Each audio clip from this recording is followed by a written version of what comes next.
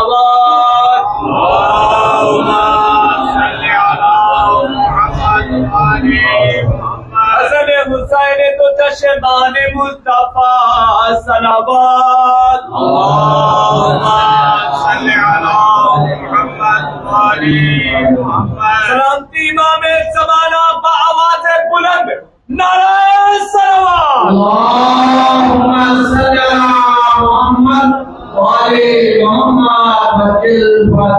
نعرہ تکبیر اللہ اکبر نعرہ تکبیر اللہ اکبر نعرہ رسالت یا رسول اللہ نعرہ رسالت یا رسول اللہ نعرہ حیدری یا علی حیدری یا علی حسینیت زندہ باد حسینیت زندہ باد لبیک یا حسین لبیک یا حسین لبیک یا حسین حسینیت زندہ باد حسینیت زندہ باد مجیدیت زندہ باد مجیدیت زندہ باد نعرہ صلوات اللهم صل على محمد আমরা নিরোধন জনাব হোসেন সাহেবের কাছ থেকে আজকে এই যে মজলিসের আলোচনা সে আলোচনা শুনলাম মূল্যবান আলোচনা শুনলাম। এখন আমাদের আজকের অনুষ্ঠানের প্রধান যিনি ইসলামী শিক্ষা কেন্দ্র খুলনার সম্মানিত অধ্যক্ষ এবং বাংলাদেশ ইমামিয়া উলামা কাউন্সিলের সম্মানিত সভাপতি জনাব সৈয়দ ইব্রাহিম কবির আজমি সাহেব আপনাদের সামনে আলোচনা করবেন এবং মজলিস পাঠ করবেন। আপনারা ইনশাআল্লাহ বাইরে আছেন তারা ভিতরে আছেন এবং সকলের ধৈর্য সহকারে শুনবেন। যেহেতু আমরা এরপরে আবার আলোচনা করার সুযোগ নেই সেই কারণে আমি যশোরের কমিটির পক্ষ থেকে সকলের কাছে আমাদের দুর্নীতির জন্য ক্ষমা প্রার্থনা করছি এবং সকলের কাছে দোয়া চাচ্ছি যেন আমরা উত্তরোত্তর আর সুন্দরভাবে আমরা যেন ইমাম হুসাইন আলাইহিস সালাম আলী আলাইহিস সালাম বলে অনুষ্ঠানগুলি আমরা সুন্দরভাবে করতে পারি সেই আহ্বান সেই দোয়া আপনাদের কাছে প্রার্থনা করছি। নারে তাকবীর আল্লাহু আকবার নারে তাকবীর আল্লাহু আকবার নারে রিসালাত ইয়া রাসূলুল্লাহ নারে রিসালাত ইয়া রাসূলুল্লাহ নারে হায়দারি ইয়া আলী হায়দারি ইয়া আলী হুসাইনিয়ত জিন্দাবাদ হুসাইনিয়ত জিন্দাবাদ মজিদিয়ত জিন্দাবাদ মজিদিয়ত জিন্দাবাদ নারে সালাত আল্লাহুম্মা সাল্লি আলা মুহাম্মদ আসসালামু আলাইকুম ওয়া রাহমাতুল্লাহি ওয়া বারাকাতুহু।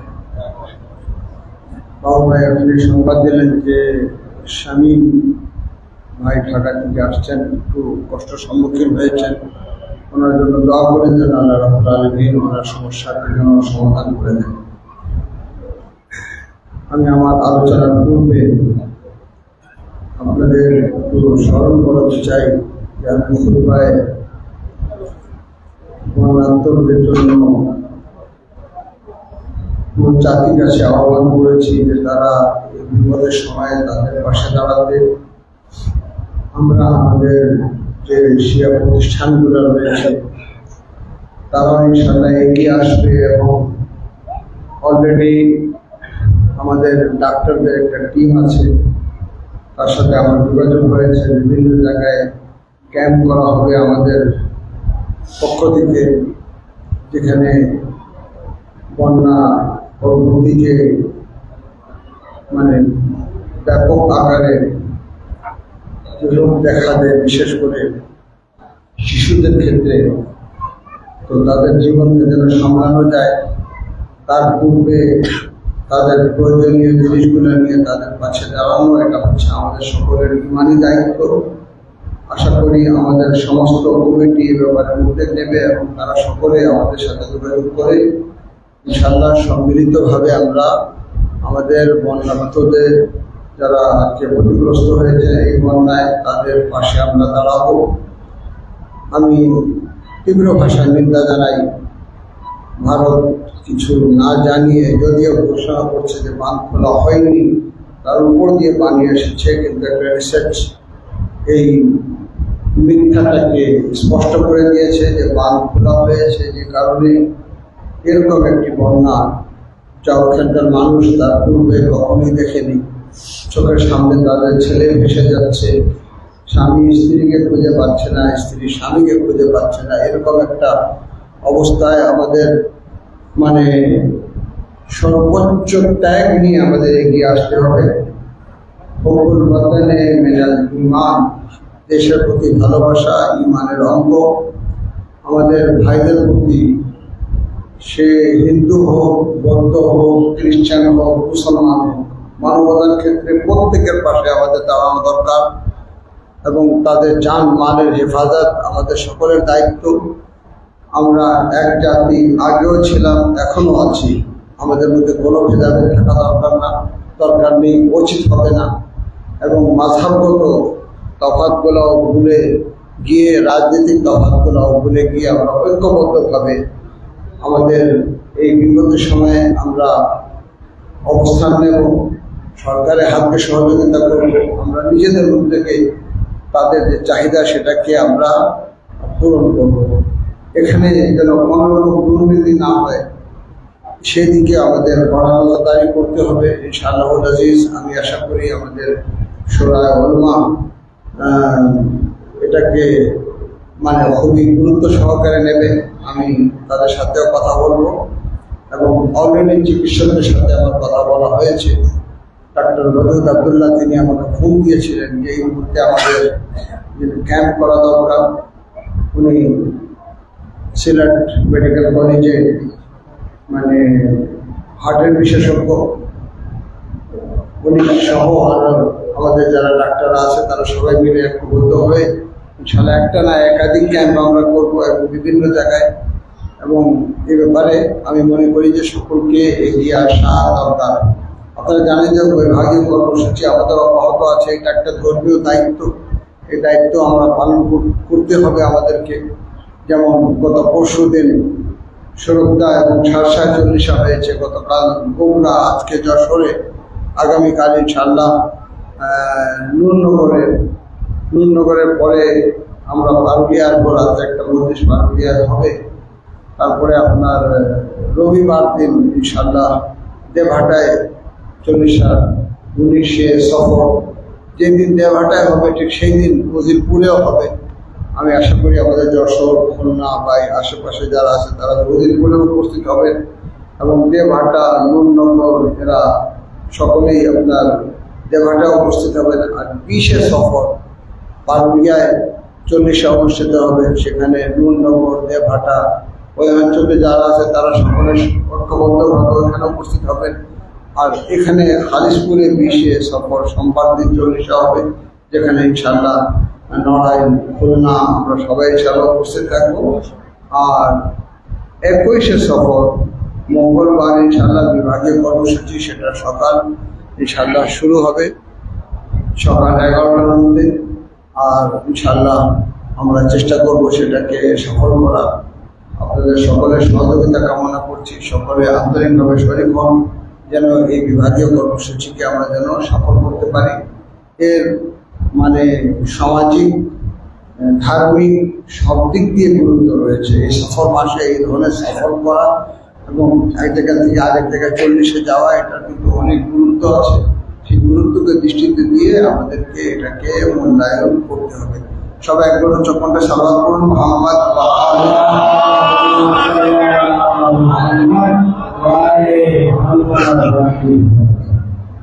أعوذ بالله السميع العليم من الشيطان اللعين الرجيم. بسم الله الرحمن الرحيم. الحمد لله الذي لا يبلغ بدعته القائلون ولا يحصي نعمه العادون ولا يؤدي حقه المجتهدون الذي لا يدركه قول الحمم ولا يناله موس الفتن الذي ليس لصفته حد محدود ولا نعت موجود ولا وقت معدود فطر الخلائق بقدرته ونشر الرياح برحمته والصلاة والسلام والتحية والإكرام على النبي الأمي العربي القرشي المكي المدني الهاشمي الذي سمع في السماء أحمد وفي الأرض أبي القاسم محمد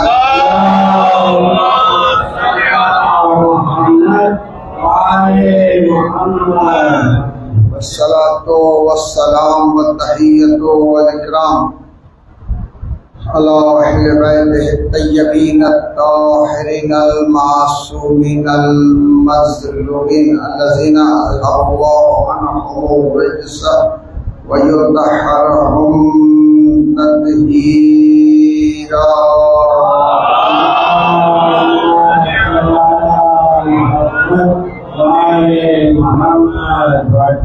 لعنة الله على أعدائهم أجمعين من الآن إلى قيام يوم الدين.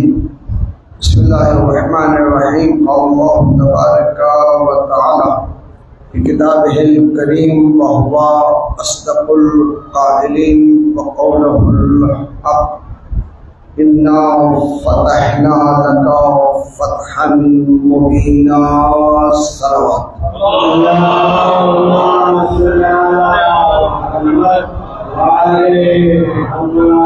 সামনে যেহেতু অনেক জায়গা রয়েছে, আপনারা পিছন দিকে আরো সামনে চলে আসেন, কারণ অনেকে বাইরের দিকে এসে বসার জায়গা পাচ্ছেন না। সবাই একবার উচ্চ করে সালাত পড়ুন মুহাম্মদ ওয়া আলি মুহাম্মদ।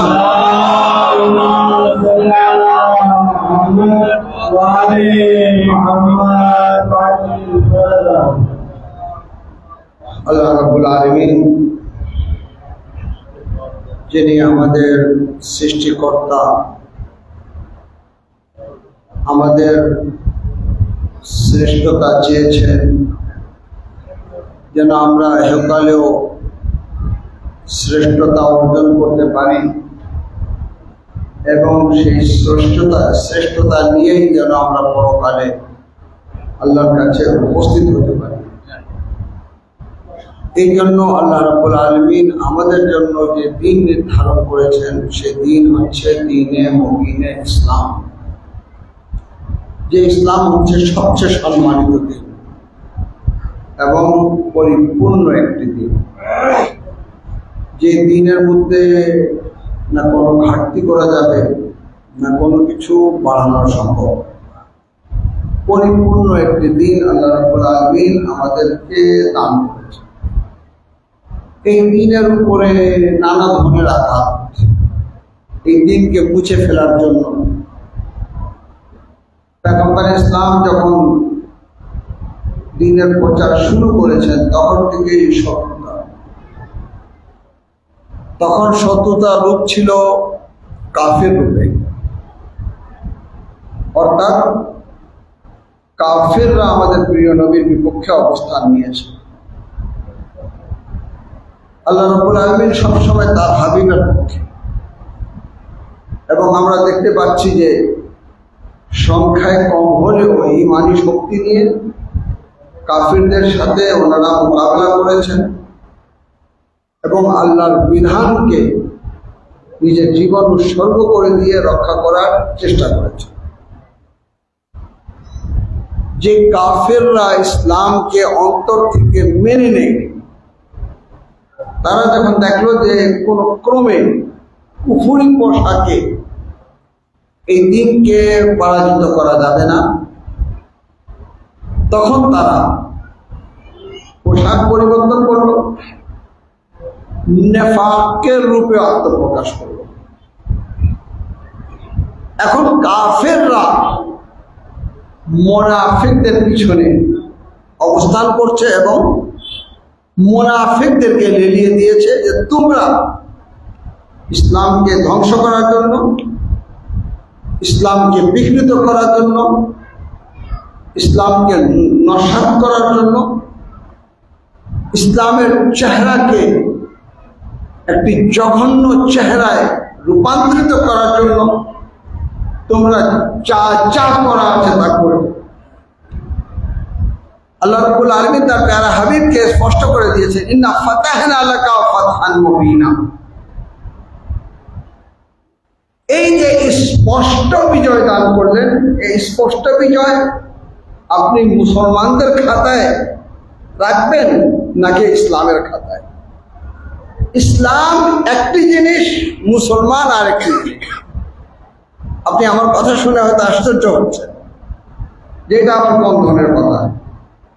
যারা ইসলামকে মূল্যায়ন করে তারাই তো মুসলমান। আমি বলবো না, ইসলাম একটি জিনিস যার ফুরুয়াতও কোনো পরিবর্তন হবে না, যার উসুলও কোনো পরিবর্তন হবে না। কিন্তু মুসলমান শুধু লা ইলাহা ইল্লাল্লাহ মুসলমান হয়ে গেল, মুহাম্মাদুর রাসূলুল্লাহ মুসলমান হয়ে গেল, কিছু ইসলামী বিধান না মেনেই মুসলমান হয়ে গেল, কিছু অপরাধ করে অপরাধী হয়েও মুসলমান হয়ে গেল, কিছু মুনাফিকাতের খাতায় নাম লিখিয়েও মুসলমান হয়ে গেল। তো আমাকে বলতে দেন যে মুসলমান একটি ব্যাপার, আর আল্লাহর দিন, দিনে মুবিনে ইসলাম আর একটি ব্যাপার। আল্লাহর যে দিন, সেখানে কোনো পরাজয় নেই, সেখানে কোনো হার নেই। কেন? আল্লাহ নবীকে যে দিন দিয়েছেন, এই দিন আহলে তাওরাতের দিন না, আহলে ইনজিলের দিন না, যে তারা চাইলেই পরিবর্তন করতে পারবে এবং আল্লাহ রাব্বুল আলামিন সেটাকে বাতিল করতে পারবে। এখন যে দিন রয়েছে, এই দিন হচ্ছে পরিপূর্ণ। না ফুরু এ দিনে কোনো ঘাটতি হবে। অর্থাৎ যদি আমি শরঈ ভাষায় বলি হালালে মুহাম্মদ হালাল ইলা ইয়াউমিল কিয়ামা, হারামে মুহাম্মদ হারাম ইলা ইয়াউমিল কিয়ামা, প্রিয় নবীর হালাল করা কিয়ামত পর্যন্ত হালাল, ওনার হারাম করা কিয়ামত পর্যন্ত হারাম। এটা মুসলমানদেরকে মেনে নিতে হবে। এখানে কোনো ইচ্ছা প্রতিফলন ঘটবে না। তারপরে আসেন আকীদা, মৌলিক আকীদা, যে পাঁচটি, তার উপরে কোনো আপোষ নেই। একটি হচ্ছে তাওহীদ।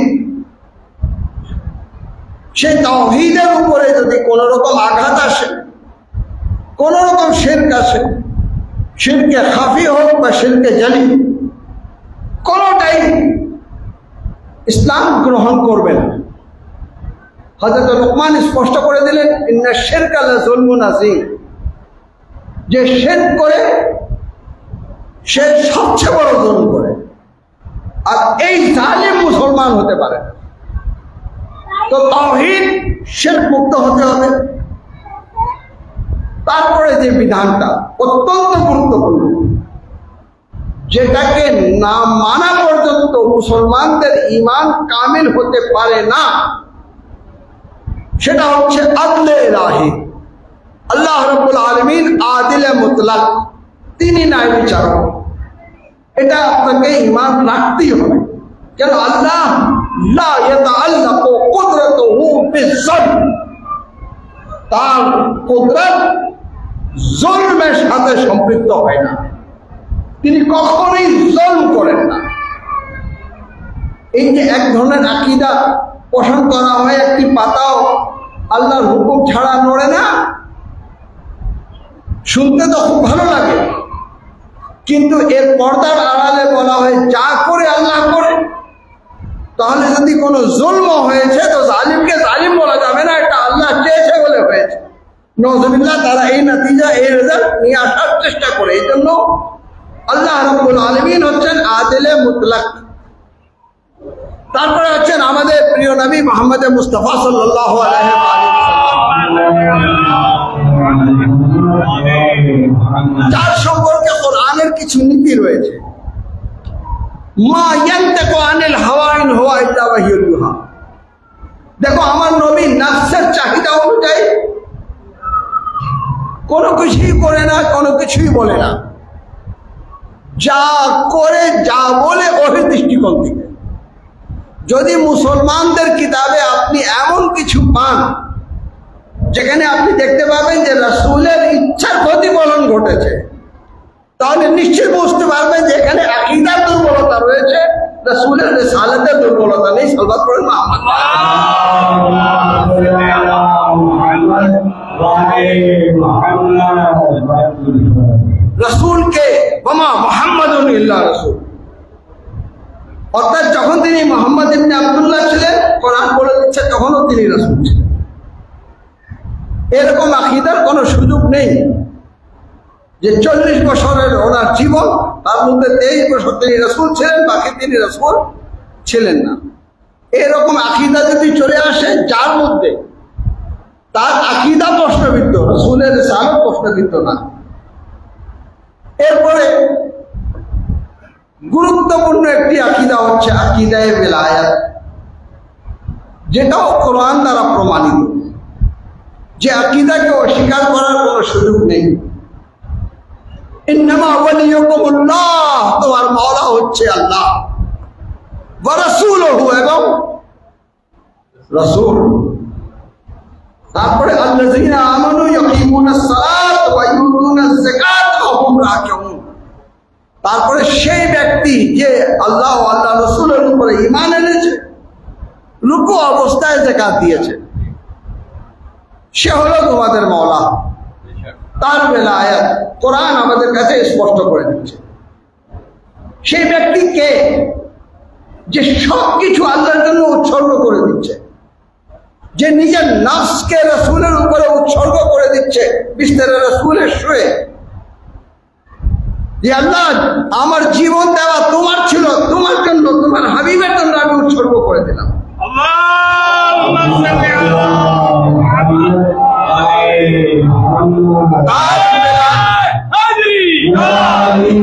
তার বেলায়াত, এটা হচ্ছে আমাদের মৌলিক আকীদা।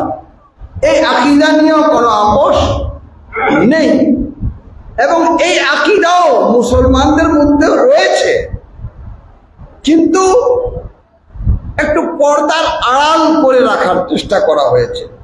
আমাদের দায়িত্ব সেগুলোকে স্পষ্ট করে দেওয়া। সেই বেলায়েতের সূচনা পয়গম্বরে ইসলাম নিজের জীবন দশায় একাধিকবার করেছেন। তারপরে গাদির রকম নামক স্থানে স্পষ্ট করে দিলেন যে আজ আমার হাতে যার হাত রয়েছে, যদি আমাকে তোমরা মাওলা নির্ধারণ করে থাকো, যদি মাওলা হিসাবে মনে করে থাকো, যদি নিজের জান মালের মালিক হিসাবে গ্রহণ করে থাকো, তো আজকে থেকে তোমাদের জান মালের মালিক আলী ইবনে আবি তালিব।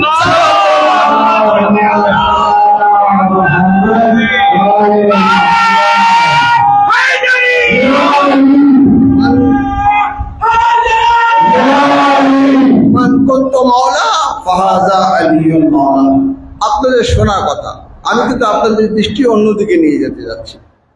আমার এখন পর্যন্ত যা কিছু বলছি সবকটা কিন্তু ভূমিকা শুরু।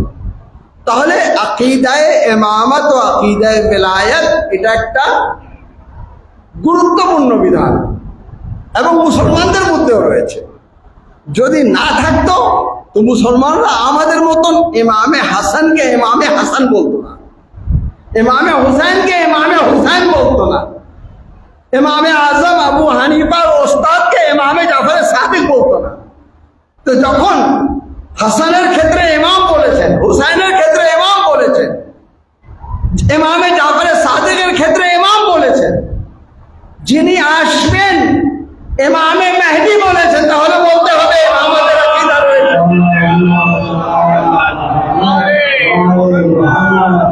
ইমামতের আকীদা রয়েছে, কিন্তু কি কিছুটা গ্রহণ করলাম, কিছুটা গ্রহণ করলাম না, কিছুটা স্পষ্ট করলাম, কিছুটা স্পষ্ট করলাম না, শুধু এতটুকু। কিন্তু উসুলে দ্বীন আর ফুরুয়ে দ্বীন এটাকে একত্রিত করলে হচ্ছে ইসলাম। কি বলছেন আল্লাহ রাব্বুল আলামিন? ইন্না ফাতাহনা লাকা ফাতহান মুবিনা। শুধু বিজয় মক্কার পর যে তিনি বিজয় অর্জন করেছেন? না, কিয়ামত পর্যন্ত যদি কোন জায়গায় মুসলমানদের পরাজিত হতে দেখেছেন, তাহলে আপনি নিশ্চিতভাবে বুঝে নেন যে মুসলমান রয়েছে, ইসলাম নেই। ইসলাম থাকতো তো পরাজিত হতো না। সালমান পড়েন না।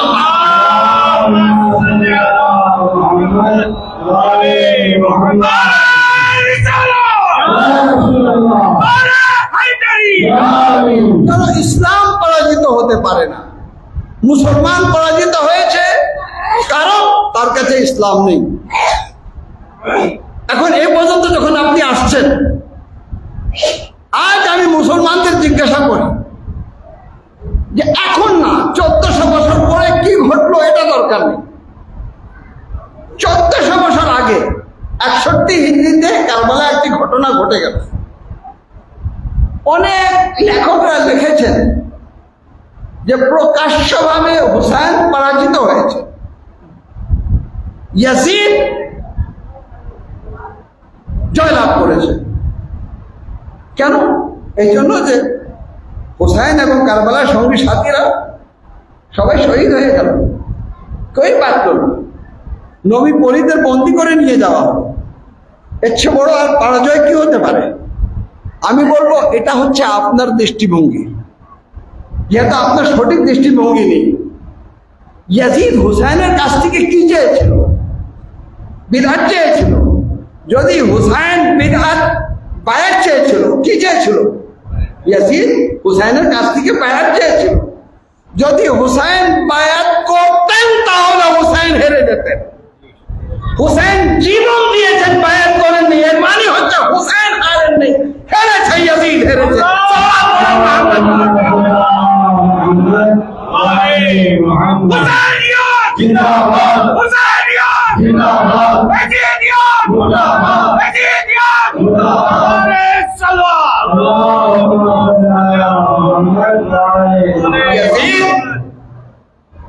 হুসাইন থেকে বায়াত চেয়েছিল। যদি বায়াত পেয়ে যেত, ইয়াজিদ জিতে যেত, হুসাইন হেরে যেতেন। সাদাকাত হেরে যেত, মিথ্যা জিতে যেত। মাজলুমিয়ত হেরে যেত, জুলম জিতে যেত। এর আগে এটি হয়েছে, যার তরবারে শক্তি রয়েছে সে বিজয় অর্জন করেছে। হুসাইন যুদ্ধের ধারা পরিবর্তন করে দিলেন, বলেন তলোয়ারের শক্তি দিয়ে যে যুদ্ধ জিতা হয় সেটা সাময়িক ভাবে থাকে, কিন্তু এরপরে আর থাকে না। আমি এমন এক যুদ্ধ করব যে যুদ্ধের পরে আর ইয়াজিদ ও ইয়াজিদিয়ত খুঁজে পাওয়া যাবে না। আর যদি খুঁজেও পাওয়া যায় তার নাম ইয়াজিদ হবে না। সালওয়াত পড়েন না।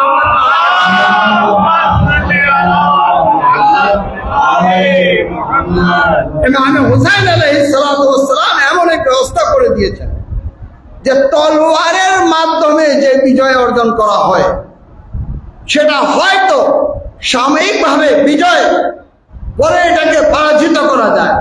কিন্তু আমি এমন এক যুদ্ধ করার জন্য কারবালায় যাচ্ছি যে যুদ্ধের মাধ্যমে হয়তো দেখা যাবে যে হুসাইন হেরে গেলেন, ইয়াজিদ জিতে গেল, কিন্তু আমি বলে দিচ্ছি কিয়ামত পর্যন্ত হুসাইন জিতেছেন, ইয়াজিদ হেরেছে। আর যদি তা না হতো তাহলে আজ ঘরে ঘরে শিশুদের নাম ইয়াজিদ, শিমর, মুআবিয়া, উমর সাদ পাওয়া যেত। কিন্তু আমরা দেখছি কোন ঘরে কোন বাচ্চার নাম ইয়াজিদ নেই, কোন বাচ্চার নাম শিমর নেই, কোন বাচ্চার নাম উমর সাদ নেই। কিন্তু প্রত্যেক বাসায় বাসায় আমরা যদি দেখি আলী রয়েছে, হাসান রয়েছে, হুসাইন রয়েছে। সালাত পড়ুন।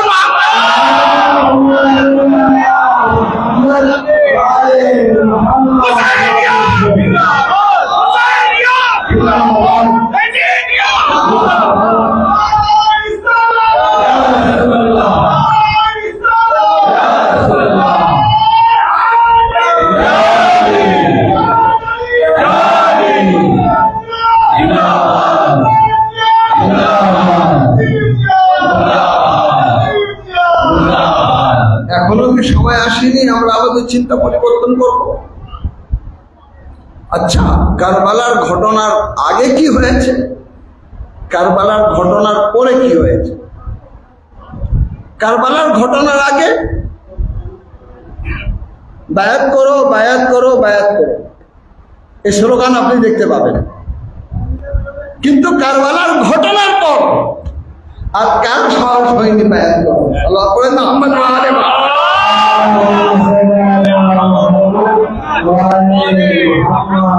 পুরো বায়াতের লাশ কারবালায় দাফন করে দিলেন। হুসাইনের বাবার থেকে বায়াত চাওয়া, এখন হুসাইনের সন্তানের থেকেও বায়াত চাওয়ার শক্তি নেই। দ্বিতীয়,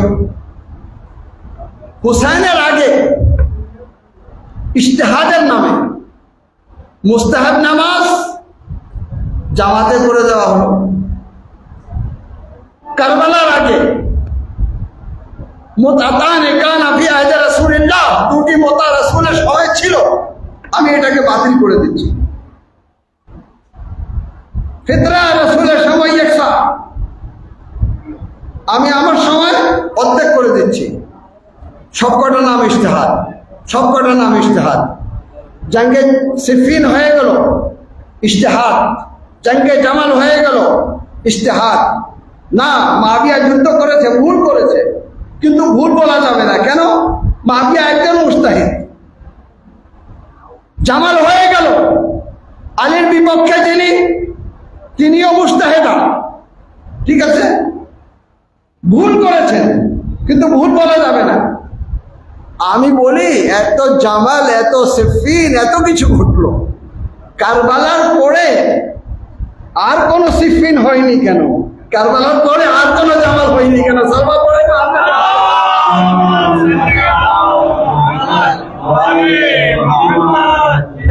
হুসাইন জীবন দিয়ে একটি কাজ করেছেন, আর আমার নানার শরীয়তকে কেউ পরিবর্তন করতে পারবে না। এর পূর্বে শরীয়ত গুলা পরিবর্তন হয়েছে, কিন্তু ইমামে হুসাইনের শাহাদাতের পর আর কোন ব্যক্তি মুস্তাহিদ হয়ে শরীয়ত পরিবর্তন করার সাহস হয়নি, যে বলবে যে রাসূলের সময় এটা ছিল, আমি এটা করছি। কেন? এই জন্য যে হুসাইন বলেছিলেন, উরিদু আমারা বিল মারুফ ওয়ানহা আনিল মুনকার।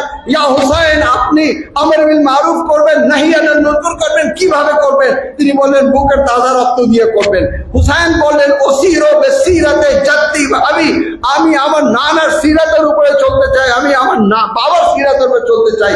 ইয়া হুসাইন, কিভাবে চলবেন? বলে, আমি আমার বুকের তাজা রক্ত দিয়ে তারপরে রাসূলের সিরাতকে প্রতিষ্ঠিত করব। এমন ভাবে হুসাইন ত্যাগ স্বীকার করলেন যে বেশি দিন হয়নি, শাহাদাতের কয়েকদিন পরেই কিন্তু হযরত যায়েনব বলে দিলেন, মা রাআইতু ইল্লা জামিলা, আমি সৌন্দর্য ছাড়া কিছু দেখি নেই। বলে, কি সৌন্দর্য দেখেছো? বলে, ইয়াজিদ, যেটা মুছে ফেলা হবে এটা হচ্ছে তোমার নাম, যেটা কিয়ামত পর্যন্ত থেকে যাবে এটা হচ্ছে আহলে বাইতের নাম। সাল্লাল্লাহু আলাইহি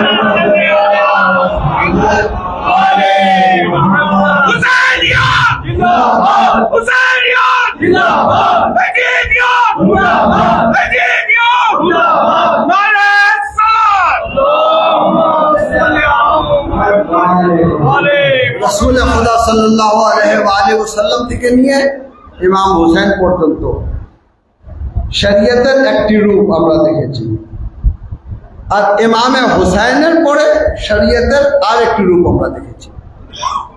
আমরা এর আগে দেখছি কারবালায় নামাজিরা রয়েছে, যদিও এই নামাজিদের শিক্ষা অর্জন করা উচিত ছিল যে আল্লাহ রাব্বুল আলামিন ইবলিসের সেজদা গ্রহণ করেনি।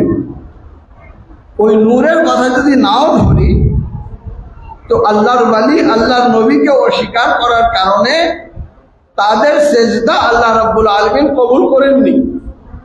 ঠিক আছে, আরশের উপরে সবকিছু হয়ে গেল, আদমকে তৈরি করার পর বললেন, কি বললেন? সেজদা করো।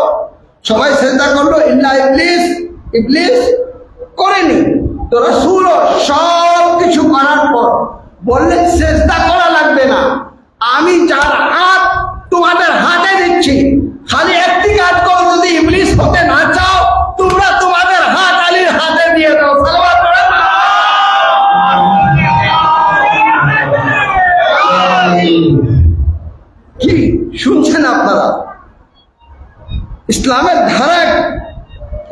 পরিবর্তন করে দেওয়া হলো। এখন নামাজ পড়ো, রোজা রাখো, হজ করো, যাকাত দাও, যা কিছু করো, হে আল্লাহ কোনোটাই কবুল করবে না, বলে না, বলে না। কিয়াম আল্লাহর জন্য, রুকু আল্লাহর জন্য, সিজদা আল্লাহর জন্য। মুহাম্মদ আলে মুহাম্মদের উপর দরুদ না পড়ে নামাজ সমাপ্ত করেন না দেখি, নামাজ সমাপ্ত করতে পারবেন না। কেন? নামাজে মুহাম্মদ ও আলে মুহাম্মদ থাকতে হবে। তো মুহাম্মদ ও আলে মুহাম্মদের উপরে দরুদ না পড়লে নামাজ সম্পূর্ণ হবে না। তাহলে আমাকে বলতে দেন ওই নামাজই আল্লাহ কবুল করবেন যেই নামাজের সাথে মুহাম্মদ ও আলে মুহাম্মদের ভালোবাসা রয়েছে। যদি ভালোবাসা না থাকে, নামাজ পড়েন, রোজা রাখেন, হজ করেন, যাকাত দেন, যা করেন। আমি এখনই খুতবায় বললাম, যারা বায়াত করেনি তাদের সংখ্যা ইতিহাসে স্পষ্ট করে দেওয়া হয়েছে। কারা কারা বায়াত করেনি, এর অর্থ হচ্ছে যে বায়াত করেনি ইয়াজিদের, তারা ম্যান্ডেটরিতে ছিল। যারা ইয়াজিদের বায়াত করেছিল তারা মেজরিটিতে ছিল। কারবালা ইমামে হুসাইনের বিপক্ষে যারা ছিল তারা নামাজি ছিল কি ছিল না, রোজাদার ছিল কি ছিল না, হাজি ছিল কি ছিল না, তাহাজ্জুদের নামাজ পড়তো কি পড়তো না। এখনো তো আমাদের অনেক মৌলানারা বলে যে ইয়াজিদ 1000 রাকাত নফল নামাজ পড়তো, বলেন না? তাহলে সবকিছু ছিল, নামাজি ছিল, রোজাদার ছিল, হাজি ছিল, সবকিছু ছিল, কিন্তু ছিল না তো হুসাইনি ছিল না। তো এখন যেই সব মসজিদে নামাজ হচ্ছে, আমি বলবো একবার চিন্তা করে দেখেন, নামাজ তো পড়ছি, রোজা তো রাখছি, হজ তো করছি, হুসাইনি হতে পেরেছে কিনা। সালাওয়াত বলুন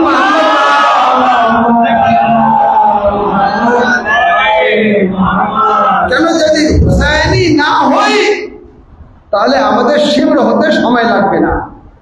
শিবর উমরে সাদ নামাজি ছিল, কিন্তু নামাজ কোনো কাজে আসেনি। কোন নামাজ কাজে আসবে? যেই নামাজ তার অন্তরে মুহাম্মদ ও আলে মুহাম্মদকে নিয়ে নামাজ পড়বে। যদি শয়তানকে নিয়ে নামাজ পড়ে তাহলে ওই নামাজ কোনো কাজে আসবে না। ঠিক আছে, নামাজ পড়তেছে কিন্তু ইমামে হুসাইনকে হত্যা করার জন্য প্রস্তুত হয়ে গেল। শুধু আমার কথা না, সবাই বড় বড় বলেছেন। शायर मशरिक़ अल्लामा इक़बाल, क्या तमाशा हुआ इस्लाम की तकदीर के साथ। की खेला हलो इस्लामेर भाग्यर साथे, कत्ल शब्बीर हुए नारे तकबीर के साथ। हुसैन के हत्या करा हलो नारे तकबीरेर साथे। আমাকে কয়েকজন ঘিরে নিল, হুজুর আলোচনা করতে চাই। এখন আমি যেটাই বলি ফট করে বলে নাউজুবিল্লাহ, যেটাই বলি বলে নাউজুবিল্লাহ। এমন ভাবে শুরু করছে, কথাই বলতে দিচ্ছে না। আক্রমণের উপর আক্রমণ। তোমাদের কোরআন 40 পারা, তোমরা নাউজুবিল্লাহ আলীকে নবী মানো, ঠিক আছে, তোমরা ওদের কোরআন বিকৃত বলেই যাচ্ছে, কোনো কিছু বলার সুযোগই দিচ্ছে না, কোনো কিছু বলার সুযোগ দিচ্ছে না। তাই বললাম আচ্ছা ভাই একটু থেমে যান। বলে তোমরাই হুসাইনকে হত্যা করেছো, এবার হুসেন হুসেন করো, কন্দন করো যেন গুনাহ মাফ হয়ে যায়। ঠিক আছে, বলে যাচ্ছে। আমি বলি ভাই কোনো জায়গায় থামবেন তো, একটা জায়গায় থেমে যান, থেমে যান, আমাকে কিছু বলতে দেন। বলে আচ্ছা ঠিক আছে বলুন, বলুন।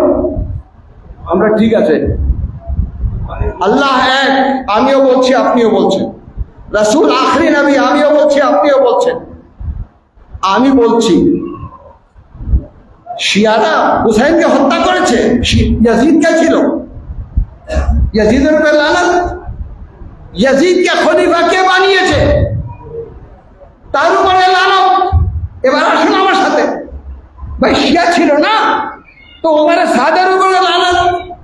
তো উমারে সাদের উপরে লানত করতে গিয়ে চিন্তা করতে হবে যে উমারে সাদের পিতা সাদ ইবনে আবি ওয়াক্কাস রাসূলের অনেক বড় সাহাবী। সাল্লাল্লাহু আলাইহি মুহাম্মদ ওয়া আলি ইয়াজিদ হত্যা করেছে, ইয়াজিদের পিতা আপনার আকীদায় কাতিবে ওয়াহি, আসেন লানত করেন।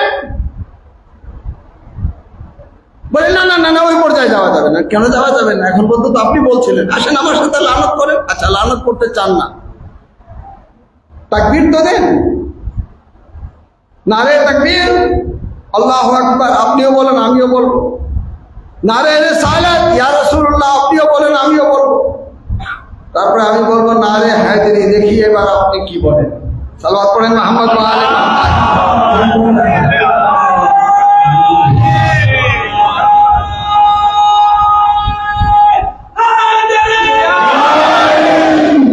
এরপরে আমি বলবো হুসাইনিয়াত জিন্দাবাদ, দেখি এবার আপনি কি বলেন। আমি বলবো লাব্বাইকা ইয়া হুসাইন, দেখি আপনি কি বলেন।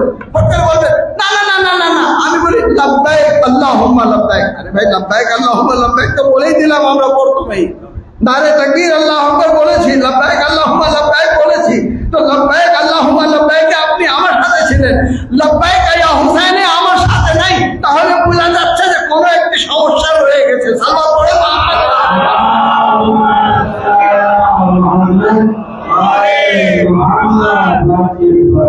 এখন 1400 বছর হয়ে গেল, এখন পর্যন্ত মজলিস। কেন মজলিস হচ্ছে? এই জন্য মজলিস হচ্ছে যে আমাদের বাচ্চা কোনো যেন শেম না হয়ে যায়, আমার বাচ্চা যেন উমার সাদ না হয়ে যায়। কেন? আপনি চর্চা করেননি, 50 বছর আহলে বাইতকে মূল্যায়ন করেননি। আপনার বাসায় সাহাবিয়ে রাসূলের বাসায় উমারে সাদ জন্ম নিল। সাল্লাল্লাহু পড়েন মুহাম্মদ।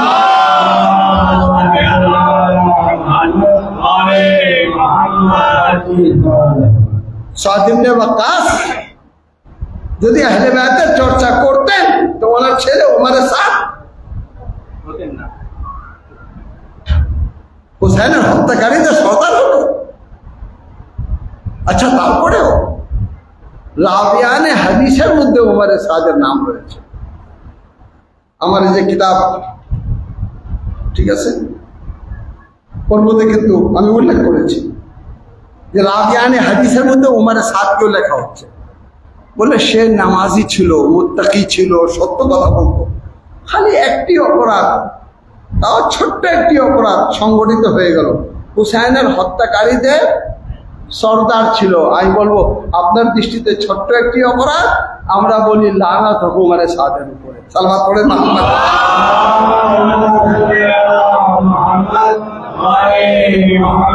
যদি একমত হন তাহলে চলে আসেন এই ফারশাদার উপরে। একমাত্র এখানেই পাবেন যেখানে মাবিয়ার কোনো স্থান নেই, যেখানে ইয়াজিদের কোনো স্থান নেই, যেখানে উমারে সাদের কোনো স্থান নেই। কেন? আমাদের কাছে যে দিন রয়েছে সেই দিন হচ্ছে দিনে খালিস। আমার মাতামের উপরে আপনার দুই মত হতে পারে, দুই মত হতে পারে, সেটা নিয়েও যখন আলোচনা করবো তখন ওখানেও দুই মত থাকবে না। ঠিক আছে, দুই মত হতে পারে, কিন্তু হুসাইনের চর্চা খালি নামাজে আল হাসান ওয়াল হুসাইন সৈয়দের শাবাবে আহলে জান্নাহ, কোন মসজিদে দাঁড়িয়ে জিজ্ঞেস করেন তো হুসাইনকে একটু হুসাইন সম্পর্কে বলো, একটু হুসাইনের সন্তান সম্পর্কে বলো, কেউ বলতে পারবে না। এইটা বোঝা যাচ্ছে যে ঘাটতিটা কোথায়। আমরা কেন হুসাইনের চর্চা করছি, কেন আমরা ঘন ঘন মজলিস করছি? আমরা এই জন্য ঘন ঘন মজলিস করছি যে আমাদের পরিবারে কেউ যেন ইয়াজিদ না হয়, আমাদের পরিবারে কোনো জালিম না হয়। আচ্ছা, রেজাল্ট দেখতে চান তো দেখেন, রেজাল্ট কিন্তু স্পষ্ট হয়ে গেল। ফিলিস্তিন ইয়াজিদ হিসাবে জুলম নিয়ে আত্মপ্রকাশ করেছে, তার বিরুদ্ধে যারা রয়েছে তারা শিয়া। সালাওয়াত পড়েন মুহাম্মদ ওয়া আলি মুহাম্মদ। যারা রয়েছে তারা হুসাইনি, সমস্ত মুসলিম উম্মাহ চুপ করে রয়েছে। যারা বলছে তারা হচ্ছে হুসাইনি, হোসিরা হুসাইনি, হিজবুল্লাহ হুসাইনি, হিজবুল্লাহ ইরাক হুসাইনি, ইরানের পাঁচদারানে ইনকলাব হুসাইনি, সমস্ত হুসাইনি বর্তমান ইয়াজিদ ইসরায়েলের বিরুদ্ধে ঐক্যবদ্ধ হয়ে। আমরা দেখছি না যে ফিলিস্তিনের মাযহাব কি? ফিলিস্তিনের মাযহাব হচ্ছে সুন্নি, কিন্তু যেহেতু তারা মাজলুম, আমরা মাজলুমের পক্ষে হুসাইনিয়াতের চর্চা করতে করতে আমরা শিখে গেছি মাজলুমের পক্ষে অবস্থান নেই, জালিমের বিপক্ষে অবস্থান নেই। সালাওয়াত পড়েন মুহাম্মদ।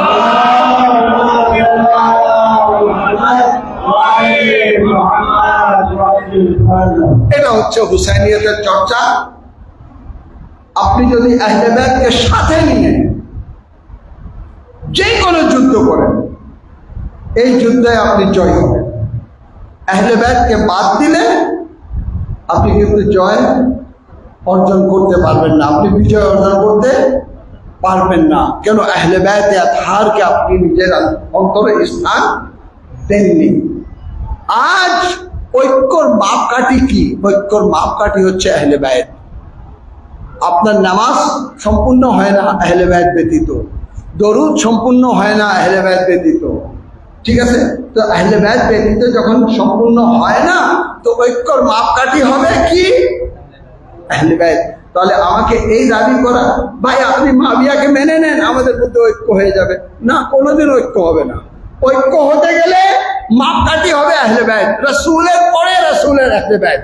কেন রাসূলের আহলে বাইত? কোরআন বলছে মা আতাকুমুর রাসূল ফাখুযুহু, যা রাসূল দেন তা নিয়ে নাও। রাসূল কি দিলেন? ইন্নী তারিকুম ফিকুমুস সাকালাইন কিতাবুল্লাহ ইতরাতি ওয়া আহলে বাইত। রাসূল কিতাব দিয়েছেন, আহলে বাইত দিয়েছেন, আমরা গ্রহণ করেছি। কোরআন বলছে ইন্নামা ইউরিদুল্লাহু লিইয়ুযহিবা আনকুম রিজসা আহলিল বাইত ওয়া ইউতাহহিরাকুম তাতহীরা। হে আহলে বাইত, হে আহলে বাইত, আল্লাহর ইচ্ছা হচ্ছে এটা, তোমাদের দিকে সব ধরনের অপবিত্রতাকে দূরে রাখতে। আল্লাহ বলছেন আহলে বাইত সম্পর্কে, কুল লা আসআলুকুম আলাইহি আজরান ইল্লাল মাওয়াদ্দাতা ফিল কুরবা। হে নবী, আপনি বলে দেন আমি আমার রিসালাতের বিনিময়ে কিছু চাই না, আমার আহলে বাইতের প্রতি ভালোবাসা। তো আহলে বাইতের প্রতি মাওয়াদ্দাত, এটা হচ্ছে ঈমানের অঙ্গ। আহলে বাইতের ভালোবাসা আমাদের উপরে ওয়াজিব। কে বলেছে? ইমাম ফখরুদ্দিন রাজি বলেছেন আহলে বাইতের উপরে ভালোবাসা 3টি আয়াত দ্বারা ইস্তেদলাল করেছেন।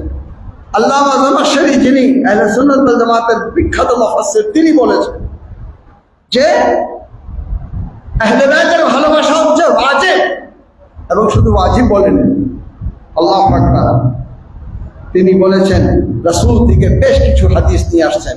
আলামান মাতা আলা হুব্বে আলে মুহাম্মাদিন মাতা শাহিদা, যে ব্যক্তি মুহাম্মদ ও আলে মুহাম্মাদের ভালোবাসা নিয়ে মৃত্যুবরণ করে, তার মওত হচ্ছে শাহাদাতের মওত।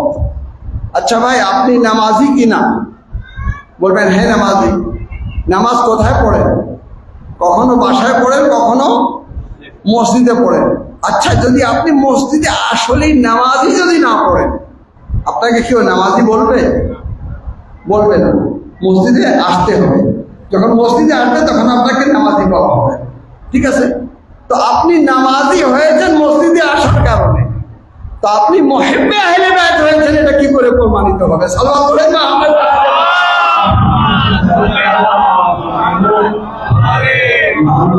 কি করে প্রমাণিত হবে?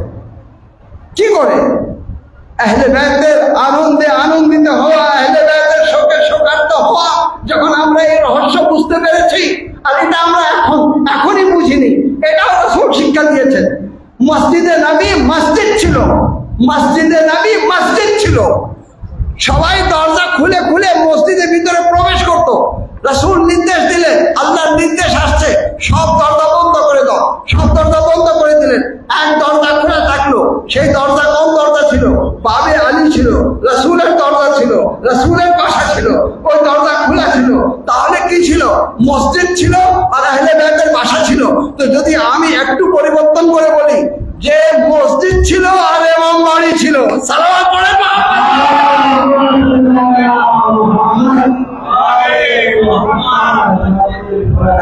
যে দরজার উপরে এসে কি বলতেন? আসসালামু আলাইকা ইয়া আহলে বাইতুন নবুওয়া ওয়া মা'আতুর রিসালাহ ওয়া মুখতালাফুল মালায়েকা। আল্লাহু আকবার। মসজিদে নবীর পাশেই আহলে বাইতের বাসা, হুসাইনিয়া, হুসাইনের বাসা, যেখানে হুসাইনের নাম নেওয়া হয়, যেখানে হুসাইনের চর্চা করা হয়। আর এটা আমাদেরকে শিক্ষা দিয়েছেন আহলে বাইত আতহার, যে তোমরা হুসাইনের জিকির করো। ইমাম রাজা আলাইহিস সালাতু ওয়াস সালাম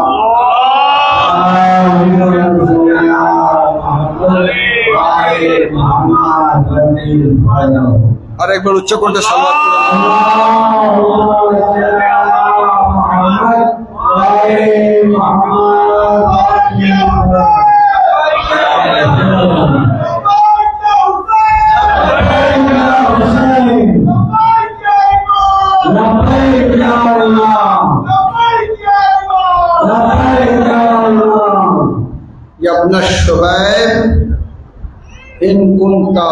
बाकियन लिशै फलयबकी अलल हुसैन। ইমাম রেজা বলছেন তার সাহাবীকে, ইয়া শুবাইব, যদি কোনো কিছুর উপরে কাঁদতে হয় তাহলে আমার হুসাইনের উপরে কাঁদন করো। কেন শুবাইব জানো? আমার জাত হুসাইনকে ওইভাবে জবাই করে দেওয়া হলো যেভাবে দুম্বা জবাই করা হয়। আল্লাহু আকবার।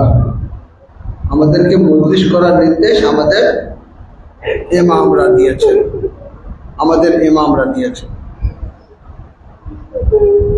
আমি আপনাদের সামনে আজকে অন্যভাবে একটি মাসাইল প্রস্তুত করতে চাই। দেখেন, ইমামে হুসাইনের আসহাবরা কারা? আসহাব হাবিব ইবনে মাজাহির হচ্ছেন আসহাবে ইমামে হুসাইন, মুসলিম ইবনে উসজা হচ্ছেন আসহাবে ইমামে হুসাইন, বুরাইরে হামাদানি হচ্ছেন আসহাবে ইমামে হুসাইন। আমি আর আপনি থাকলে কি করতাম? আগে আমার সন্তানকে আগে পাঠাতাম সাহাবীকে পড়ে, কিন্তু সাহাবীরা বললেন যে না, হতেই পারে না, আমরা বেঁচে থাকতে বানি হাশিমের কেউ শহীদ হবে, এটা হতে পারে না। হাবিব বললেন মওলা এটা হতে পারে না, মুসলিম বললেন মওলা এটা হতে পারবে না। এই জন্য আমরা দেখতে পাচ্ছি যতক্ষণ পর্যন্ত সাহাবীরা ছিলেন ততক্ষণ পর্যন্ত বানি হাশিমের মধ্যে থেকে কেউ শহীদ হয়নি। যখন সব সাহাবী দুনিয়া থেকে চলে গেলেন, সবাই শহীদ হয়ে গেলেন, এবং কি জনও শহীদ হয়ে গেলেন। এবার বানি হাশিম কখনো আলী আকবর সামনে এসেছেন, কখনো কাসিম এসেছেন, কখনো আনা মোহাম্মদ এসেছেন। আল্লাহ আল্লাহ সবাই রণাঙ্গনে যাচ্ছেন, কেউ আওয়াজ দিচ্ছেন ইয়া আল্লাহু আদরিকনি, কেউ আওয়াজ দিচ্ছেন ইয়া মাওলাহু আদরিকনি। হযরত কাসিম বললেন ইয়া আল্লাহু আদরিকনি। কিন্তু একজন ইতিহাসে পাওয়া যায় যিনি ডাক দেননি, তিনি ছিলেন আলী আকবর। যখন ঘোড়া থেকে জমিনে এসেছেন আর বুকের উপরে নেজা লেগে গেল, তো আলী আকবর তো জানতেন যে আমার বাবা তৃষ্ণার্ত রয়েছে। সকাল থেকে লাশ উঠাতে উঠাতে ক্লান্ত হয়ে গেছে, বলেননি ইয়া আল্লাহু আদরিকনি, ইয়া আল্লাহু আদরিকনি, এ বাবা আমার সাহায্যে আসুন। শুধু একটু হাত তুলে বললেন ইয়া বাতে আলাইকুম মিন্নিস সালাম। এ বাবা আলী আকবরের শেষ সালাম গ্রহণ করেন। আজাদারো হুসাইন জমিনে কারবালায় বসে গেলেন। বসে গিয়ে বললেন আলী আকবর, চোখের আলো হারিয়ে গেল, আমি কিছু দেখতে পাচ্ছি না। আলী আকবর আওয়াজ দাও। আরে কোনো কষ্ট করে লাশের উপরে পৌঁছে গেলেন লাশের উপরে। একজন ছিলেন যিনি বাবাকে ডাকেননি, সালাম দিয়েছেন। বাবা কষ্ট করে আসছো কেন? বাবা কষ্ট করে আসছো কেন?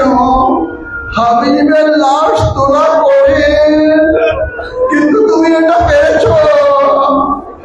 কাসিমের লাশের টুকরো তুলে তাঁবুতে নিয়ে যাওয়া কঠিন, কিন্তু সেটাও তুমি করেছো। এ বাবা আলী আকবর শবিয়ে পেগম্বরের মুখ থেকে মূর্ছা বের করা। আজরাকুম আলাল্লাহ, আজরাকুম আলাল্লাহ। সবাই এক এক করে যাচ্ছেন, কেউ হুসাইনকে যেতে দিচ্ছেন না। কেন? আসহাব যতক্ষণ বানি হাশিম ছিলেন আসহাবরা গিয়েছেন, আর সবাই যাচ্ছেন হুসাইনকে রক্ষা করার জন্য, যেন আমি শহীদ হয়ে যাই, আমার মাওলা যেন বেঁচে যায়। আলী যদি আব্বাস গিয়েছেন যেন আমার আকা হুসাইন বেঁচে যায়। আজাদারো, আপনি চিন্তা করতে পারেন যে এখন ইমামে হুসাইন আসছে, ফালইয়ানজুর ইলাল ইয়ামিন ওয়া ইয়ানজুর ইলাশ শিমাল।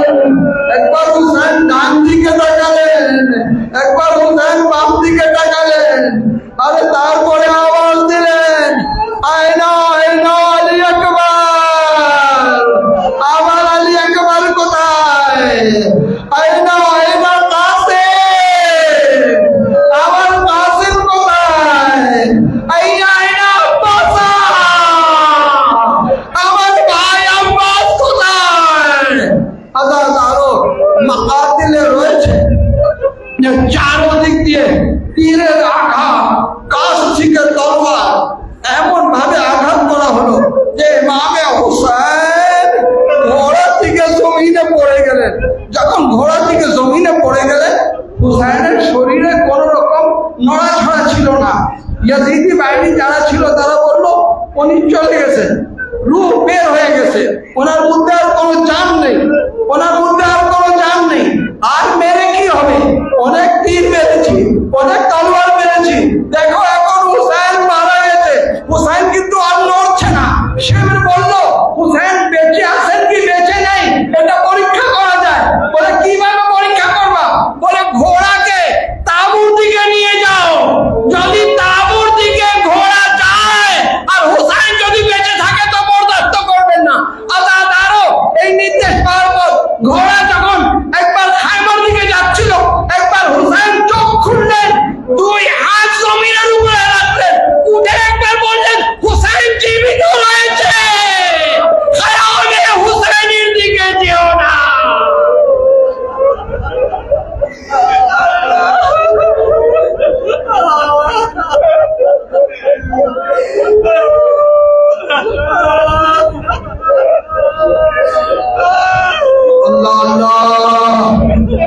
জাইনাবের পর্দা কত মূল্যবান ছিল, কত মূল্যবান ছিল। শেষ মুহূর্তে ইয়াজিদকে ডেকে বলছেন এখন আমি বেঁচে রয়েছি, তোমরা তাঁবুর দিকে যাচ্ছ কেন? আবার চারদিক দিয়ে একবার উমারের সাথ বলল তোমাদের বাপ দাদাদের রানী হত্যা করেছেন, প্রতিশোধ দিতে চাও, আসো প্রতিশোধ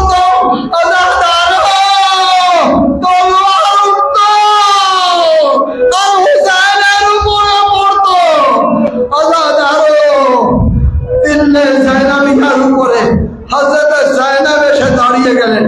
কি দেখলেন যে পিঠের উপরে শেরে উঠে বসে আছে। আর এখনই